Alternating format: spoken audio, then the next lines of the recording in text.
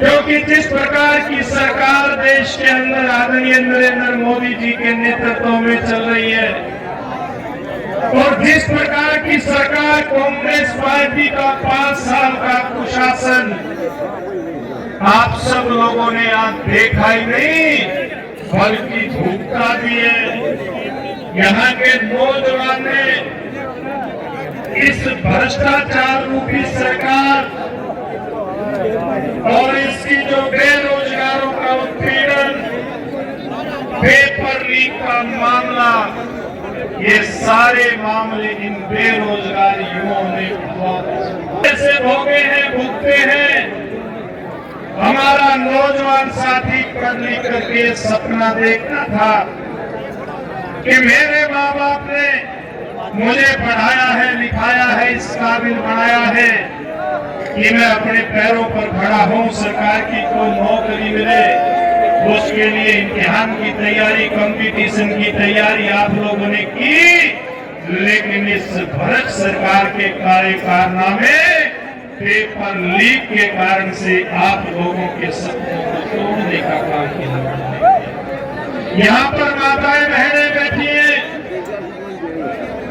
इन लोगों के ऊपर जिस प्रकार से अत्याचार हुआ, अगर देश के अंदर कोई गिनती की जाए, महिलाओं के ऊपर, बहनों के ऊपर सबसे ज्यादा अत्याचार किसी प्रदेश में हुआ तो इस राजस्थान के अंदर हुआ, इस गहलोत सरकार के समय के अंदर। किसानों की बात मेरे से पहले के वक्ता कर रहे थे, किसानों की वोट लेने के लिए राहुल गांधी जी ने कहा था मैं 10 की गिनती गिनूंगा और किसान का कर्जा माफ हो जाएगा, लेकिन इस गूंगी बहरी सरकार के समय में कितने किसानों का कर्जा माफ हुआ ये मुझे बताने की जरूरत नहीं है।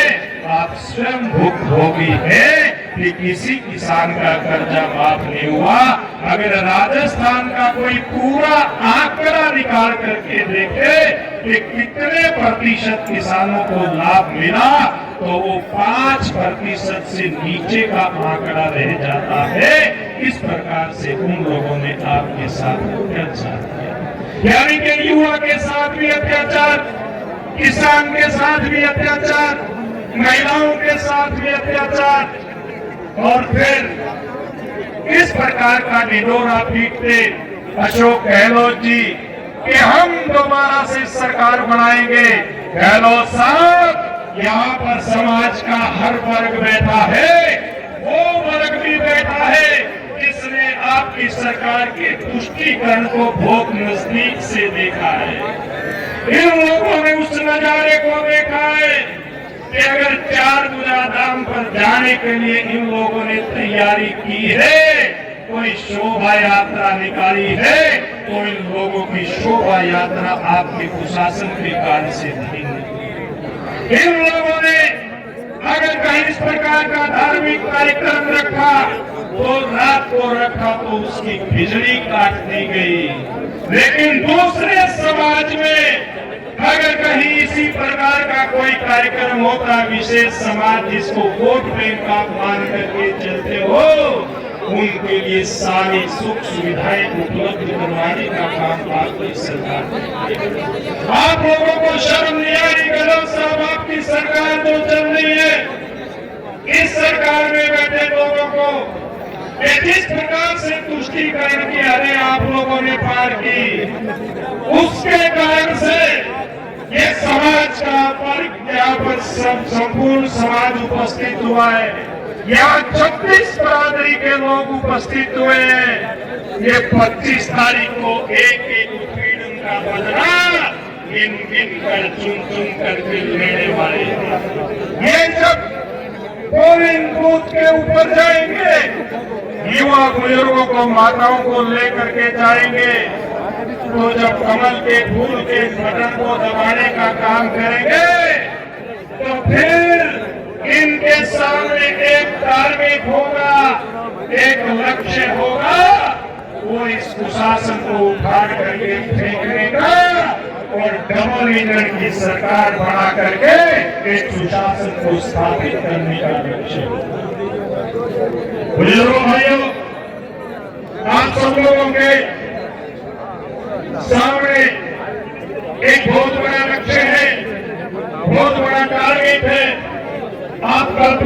करके देखिए कि अगर डबल इंजन की सरकार इस दौर के अंदर जो पहले 5 साल चली थी, अगर भारतीय जनता पार्टी की होती तो नजारा ही कुछ और होता। क्योंकि देश के प्रधानमंत्री, यशस्वी प्रधानमंत्री आदरणीय नरेंद्र भाई मोदी जी जिस प्रकार से काम में लगे हुए हैं, आप लोग देखिए प्रधानमंत्री बनते ही किस प्रकार से उन्होंने गरीब के कल्याण के लिए कदम उठाने शुरू किए। और आपको याद दिलाना चाहूंगा, प्रधानमंत्री बनते ही नरेंद्र मोदी जी ने एक बात कही थी, मेरे देश का एक बहुत बड़ा गरीब तबका जिसने कभी बैंक का मुंह नहीं देखा, उसको बैंक में भेज करके और बिना पैसे के खाता खुलवाने का काम करूंगा। ऐसी जन धन योजना लागू करने का काम देश के प्रधानमंत्री नरेंद्र मोदी जी। ये लोग मजाक करते थे, ये कांग्रेस पार्टी के लोग कहते थे कि मोदी साहब आप इनका खाता तो खुलवा रहे हो, लेकिन खाता खुलवाने से पैसा तो नहीं आएगा। नरेंद्र मोदी जी ने कहा था, मैं उस सारी प्रथा को बंद कर दूंगा, मैं उस सारे काले कारनामों को समाप्त कर दूंगा जिनकी चर्चा आपके समय के एक युवा प्रधानमंत्री किया करते थे कि मैं जब 1 रुपया भेजता हूं ऊपर से तो नीचे आकर के केवल 15 पैसा रखता। नरेंद्र मोदी जी ने कहा था, उस प्रधानमंत्री ने कहा कि मैं इस युद्ध को रुकवा करके हमारे इन बच्चों को, हमारे नागरिकों को निकालने का काम करूंगा। हम लोगों को याद है कि किस प्रकार से जब वो युद्ध चल रहा था, देश के प्रधानमंत्री नरेंद्र मोदी जी के कहने पर दोनों देशों ने युद्ध बंद कर दिया। बसें भर के आ रही थी, पूरी दुनिया टेलीविजन के ऊपर देख रही थी कि भारत का तिरंगा लगा था, भारत माँ की जय जयकार हो रही थी, वंदे मातरम बोला जा रहा था। और भारत के नागरिक, भारत के विद्यार्थी ही नहीं, हमने देखा कि पाकिस्तान के रहने वाले लोग भी जब वहां से निकलने का प्रयास कर रहे थे तो तिरंगा झंडा उन लोगों के हाथ में था। आप लोगों ने देखा कि कैसे पूरी दुनिया यूक्रेन में से नरेंद्र मोदी जी के युद्ध रुकवाने के बाद सुरक्षित बाहर गई थी। ये छोटी बात नहीं थी, ये तिरंगा जो भारत माँ की शान है, ये यही नहीं पूरी दुनिया के अंदर फहराने का काम भारतीय जनता पार्टी की सरकार ने किया। आज दुनिया मानती है, चाहे यूक्रेन का युद्ध हो रहा हो, चाहे आज इसराइल और हमास के बीच युद्ध की बात हो, और चाहे फिर कोरोना काल हो या इस दुनिया में कोई और इस बात का आपातकाल आने की बात हो, तो सारे के सारे देश, सारी दुनिया भारत माँ के सच्चे लाडले, सच्चे सपूत नरेंद्र मोदी जी की तरफ देखती है। पूरी दुनिया इस उम्मीद में रहती है कि भारत माँ का लाडला नरेंद्र मोदी जी आएगा और नरेंद्र मोदी जी पूरी दुनिया में शांति स्थापित करने का काम करेगा। मित्रों, एक तरफ मोदी जी लगे हुए हैं, दूसरी तरफ योगी जी लगे हुए हैं। इस भारतवर्ष का सबसे बड़ा राज्य, ये भारत का सबसे बड़ा राज्य उत्तर प्रदेश, जहाँ की कमान माननीय योगी आदित्यनाथ जी ने संभाली थी, उससे पहले किस प्रकार का वातावरण उस प्रदेश के अंदर हम लोग देखते थे कि कैसे हिंदुओं के ऊपर अत्याचार उत्तर प्रदेश में हो रहा है, कैसे हम देखते थे कि शरेआम डकैतियां डाली जाती है, कैसे हम देखते थे कि बहन बेटियों की आबरू लूटी जा रही है, कैसे हम देखते थे कि उत्तर प्रदेश का व्यापारी, उत्तर प्रदेश का उद्योगपति वहां से पलायन करने को मजबूर है। ये हमने और आपने अपनी आंखों के सामने देखा। हमने अपनी आंखों के सामने वो उत्तर प्रदेश भी देखा था अपनी आंखों के सामने योगी आदित्यनाथ जी अब 2-4 मिनट में आपके बीच में आने वाले हैं। उनका उत्तर प्रदेश भी देख रहे हो। क्या कोई चिड़िया भी पर मारती है? कोई चिड़िया पर मारती है क्या? अगर कहीं कोई इस प्रकार का दुस्साहस करता है तो उसका हाल किस प्रकार का होता है। चाहे वो कोई बहनों का उत्पीड़न करता हो, चाहे वो 2 प्रतियों के ऊपर, व्यापारियों के ऊपर, आम जन के ऊपर जातियां करता हो, उसका एक ही अक्षर होता है।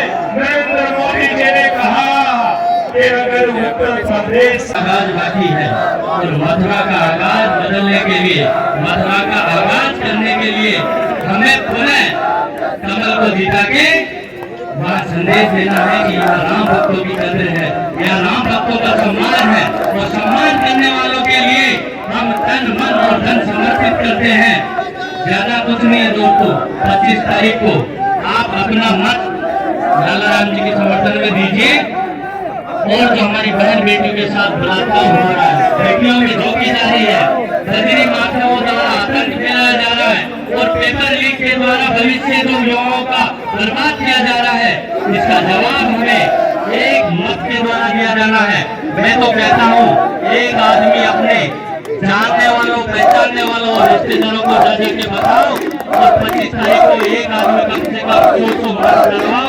जो अगर कोई युवा भटक रहा है, किसी बहकावे में आ रहा है, तो उसको समझा के वापस लाओ और भगवान श्री राम की शपथ दिलाकर उसे कहो कि राम के साथ गद्दारी नहीं करनी है, हमें भारत भूमि के साथ गद्दारी नहीं करनी है। दुश्मन की आंखों में अगर आंख डाल के सीना चौड़ा करके बात करनी है तो हमें प्रधानमंत्री जी को मजबूती देनी है। बहुत ज्यादा वक्त ले लिया, माफी चाहता हूँ। एक बार मैं जो पीछे जो लोग बैठे उनसे निवेदन करता हूँ, आपको भगवान राम की सौगंध होगी अगर आप पीछे बैठे रहे।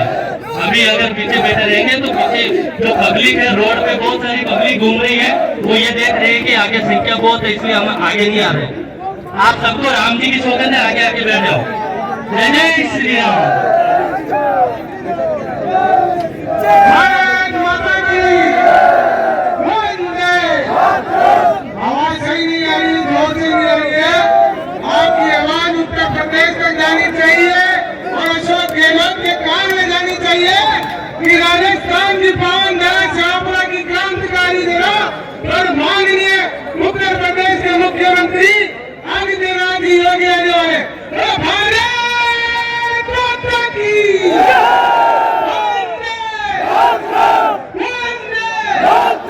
मैं निवेदन करूं, भिलाना जिले के लोकप्रिय सांसद आदरणीय सुभाष जी भाई साहब पधारे और मार्गदर्शन प्रदान करें। सुभाष जी भाई साहब।